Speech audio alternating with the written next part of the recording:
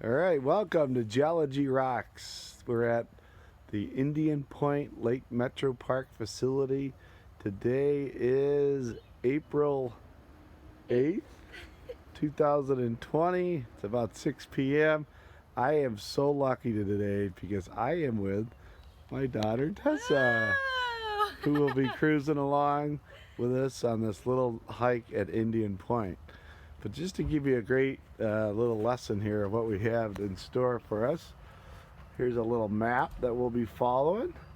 We're on the top section of Indian Point, and we're going to walk all the way down the bottom. So let's do it.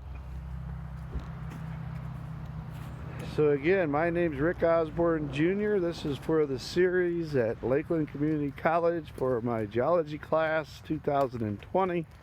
This is our field trip that we would be going on today, but we're going to do this online now. So we are going to be walking down this trail and checking it out. After this, we'll go to Payne Falls, and I'll make sure I email these to everybody via YouTube. Again, I'll download them to YouTube, and you'll be able to check them out on my Geology Rocks channel.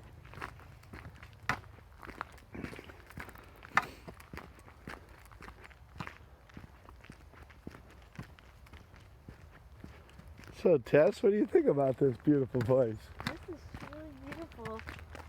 It's really a great piece of land we have here. Nothing bad about it. Just a little history about this area and why they call it Indian Point. It was settled by native Indians. The type of Indians, they were the Witsley Indians. And there's a big description that you could research on the Witsley's Indians that came into here and actually settled, and thus the name Indian Point. But they have found artifacts, and we'll actually see a couple areas of where they were at. But we're walking right along the top of a large, really cliff face, and we overlooks the Grand River, so we'll be able to see some really cool views of the Grand River. And we had a real nice rain last night. You can see it's dry up here now, but it'll be interesting to see how filled the river actually is. So I know we've seen the Grand River in my class before because we were out in Fairport and we were out at Headlands Beach, and that's actually the Grand River. So if we were to jump in the river right here at this location, we'd eventually get to that point, which is pretty neat. Be a canoe or float or anything.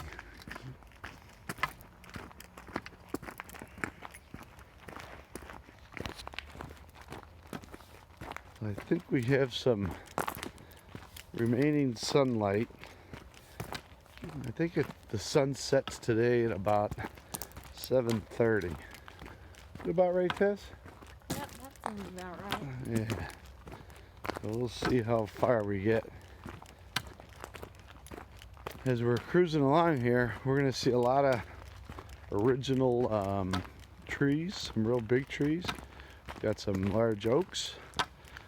We have a lot of beech trees up in this area. We got some big evergreens. We have some cherry trees. There's a big cherry tree right there. Here's one of these big pines. Look at that. There's a big pine tree.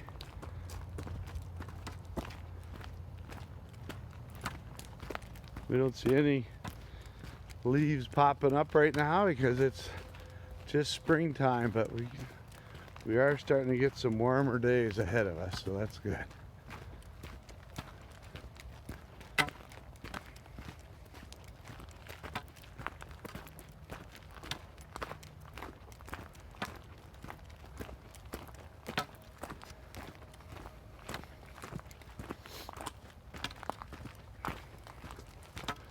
So what type of animals do you think we could find up here, Tess?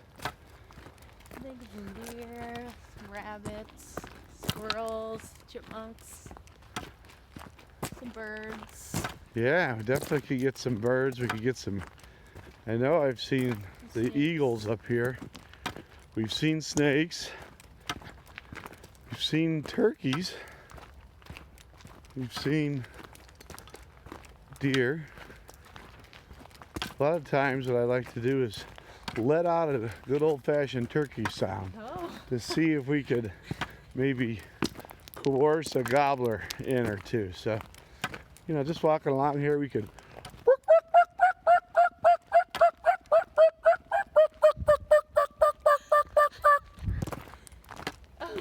and see if we could get any turkeys to follow us. So may the forest be with you. That's one of the famous sayings that these old timers used to say, and it just shares with some of the old seeds of change, the sugar maples, the tulips, the red oaks, the beech, all these trees that were here right now. Take a look at that while you're here. So we are cruising down. How many miles was it, Tess? About, To the maybe under 2. Yeah, okay, so we got a nice little step that we'll be walking, and then we'll be counting the steps. One of the questions on my handout is how many steps, and I'm gonna let Tessa do the counting because I already know, and we'll see how good she does. She might just come up with the correct answer, but normally it's a group effort. It's a little challenging right now, being all alone.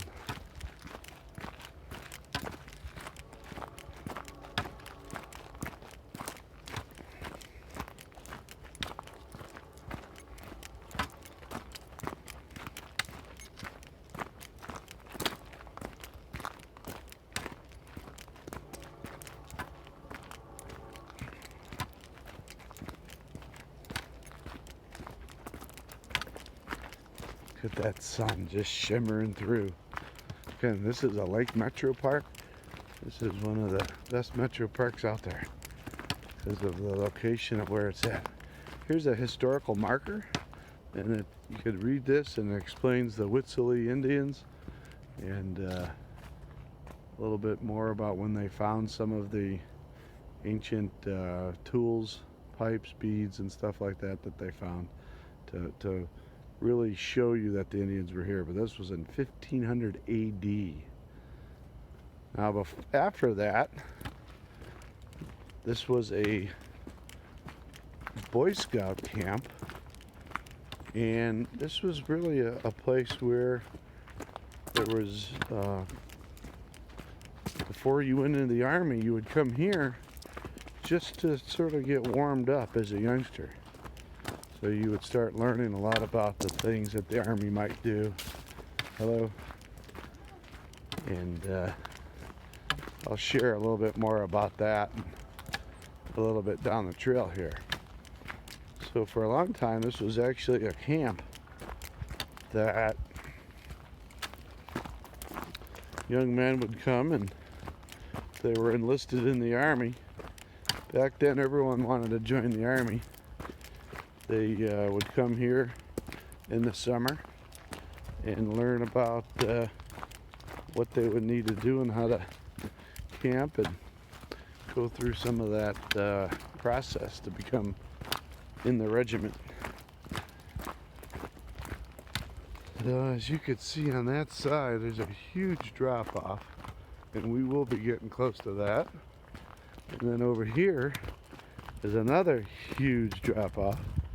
So we are actually walking on a point up high.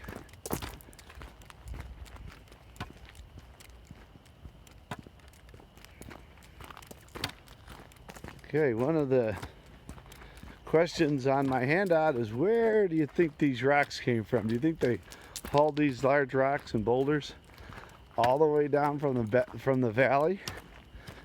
This is Camp Wichelichen Totem Stone, You can see where they have actually carved names into that from the camp in the 1800s. They've carved their name. And then, so where did that stone come from? There's another one back in there. See that nice granite boulder? Here's another one that they wrote some names on. Another one, George Stevens. George Stevens' memorial stone right here. And you could take a look at this poem by George Stevens that was at this site, who did die when he was in France, killed in action in 1918. So again, the question is, where do these rocks come from? Well, where do you think they came from, Tess? Any idea? I have no idea. You don't? I think they may have came from, I forget what rocks are made out of. Oh my gosh, she's my daughter. All right, so here we go. So, to answer that question, those are all glacial erratics. Those are all from glaciers that pushed them up in here. Glaciers. Those are all glacial erratics. So here we go. We're walking along and look at this. It's mighty. It's awesome. It's grand. That's the name. The Grand River. And as we're cruising along, we can see how muddy it is because of that heavy rain that we had last night. Now, far off in the distance, there seems to be a flat area where if that overflowed and it flooded that area, it would be a flat flood plain. So that's where the water would go to.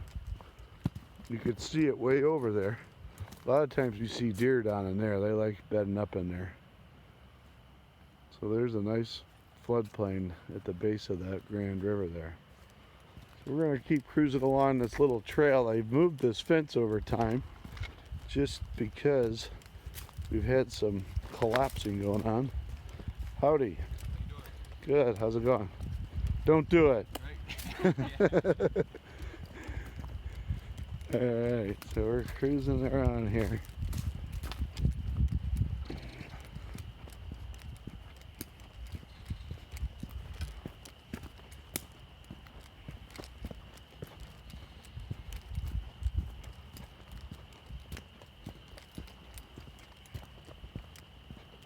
So make sure you don't go on the other side of the fence like that guy. It wasn't the safest spot. He was just hanging out. So here we go, Tess. Here's the steps.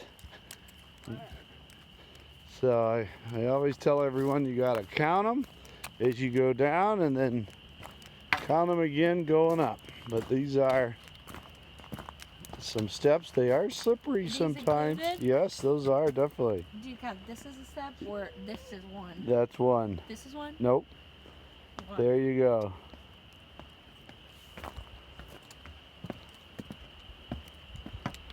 There goes Tess down the steps. How many steps is it? It's hard to say. I know. We'll see what she comes up with. So we are cruising down. Okay, let's see what this looks like on the side here. We got stuff over there. Got stuff over there.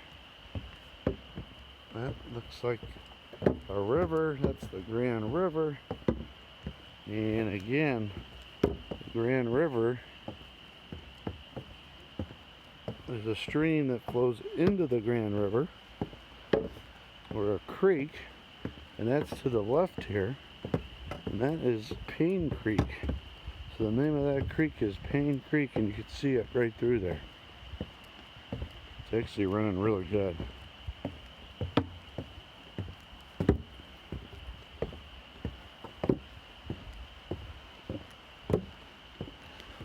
You could see the steps. Hello, steps. They're way up there. Let's see. Tess is almost at the bottom. All right, Tess. Here it comes. Keep going. You got a couple more left. Count them all. What is the magic number? Are you counting the ground? Yeah. 145. 145. Meh. What? That is not right. Why? She missed a couple. No. So you guys double check and see what you come up with. And maybe we'll get a better answer going back up. All right, so let's walk over here. We're gonna cruise over here. And one of the other questions I have is name, or what are, you see these trees that are down here, and they all look like they're carved out at the bottom. And my question is, there's some type of scars that are left, okay, at the bottom. A lot of them are down. But if we're walking through here, oh, by the way, that white tree right there, that's a sycamore. Nice sycamore tree. But you can see these scars at the base of these things. You can see where the bark's completely ripped off. There's one that's dead. There's some. So what are those scars from? That's another question I pose. So what happens here is we're at the bottom of this. This is the floodplain between these two areas. And as this water rises at different flood stages, we actually get completely submerged with water. Come on, Tess, we gotta look for something down here. Tess is trying to, oh, I don't know. Well, this is completely filled up with water. Normally, we're walking right in on top of this, and we could look for fossils, but we can't because this thing is so filled up. There's a nice outcrop of the Chagrin shale that you could see. It's real dirty gray shale, real muddy. So we can find fossils down here. While you're down here, take some time and see what you can find. You should be able to locate some clams, maybe some brachiopods, maybe a couple trace fossils. There has been signs of different pieces of pyrite down in here that you could see, and just a lot of different things that you might be able to identify and locate. So when you do get a chance, come down here and spend some time. Normally this water isn't this high, so we can't do much searching. All right, let's jump over, since we looked at, now this is Payne Creek. And Payne Creek is a tributary that jumps into the Grand River. And, hi Preston. And we are gonna go over and see the Grand River.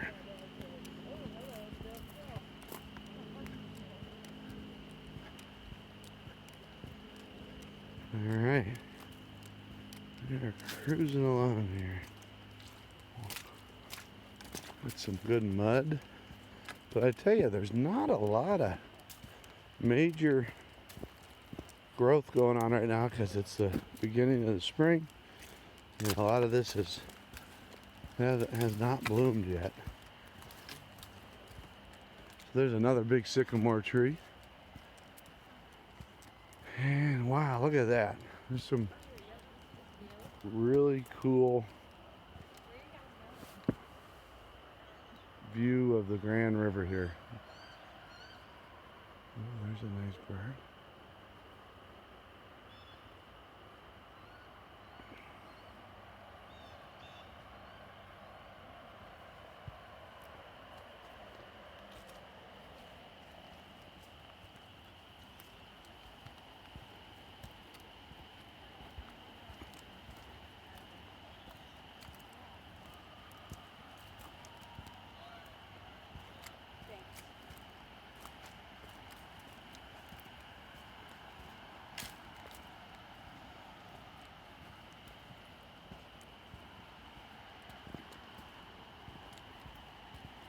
So we're gonna walk out to where I could show you where Payne Creek actually dumps directly into the Grand River. Can people fish in here? Oh, absolutely. They do all the time. Yeah, this is a great fishing hole.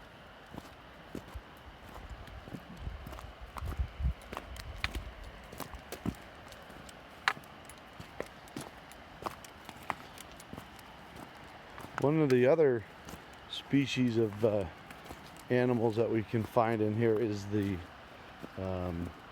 different types of mussels.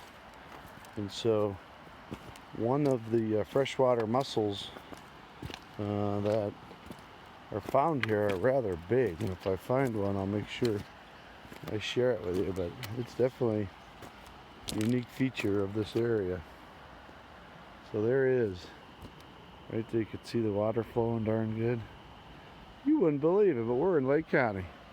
We're just to the south of the Lake Erie. This eventually flows all the way up, again, past the Fairport Breakwall in Fairport Harbor, and then out to Lake Erie.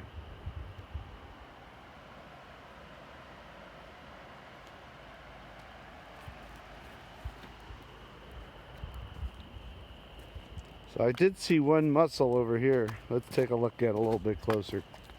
Normally we could find a couple floating around here. But these are real big. Alright, where was it? There's a piece. You can see that clam. Well, it's actually a mussel shell.